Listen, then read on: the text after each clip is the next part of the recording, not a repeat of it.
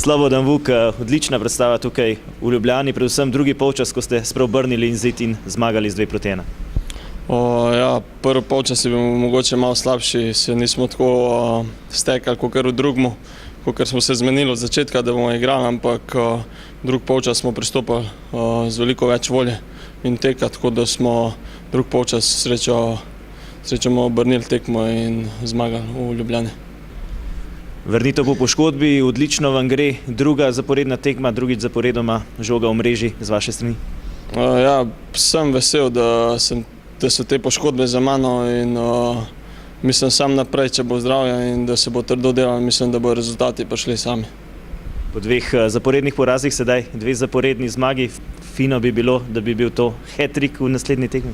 Ja, vsekakor, vsak gol je pomemben in jaz grem z isto voljo, z istim trdim delom naprej in mislim, da bojo goli prihajali, če bomo tako igrali, kakor smo danes, drug polčas in s pomočjo cele ekipe tudi napadalci pa lažje dajo gole. Na lestvici nove 3 točke, sedaj ste izenačeni s Koprom, ki igra jutri. Zelo dobro vam gre in verjetno ciljate na Evropo.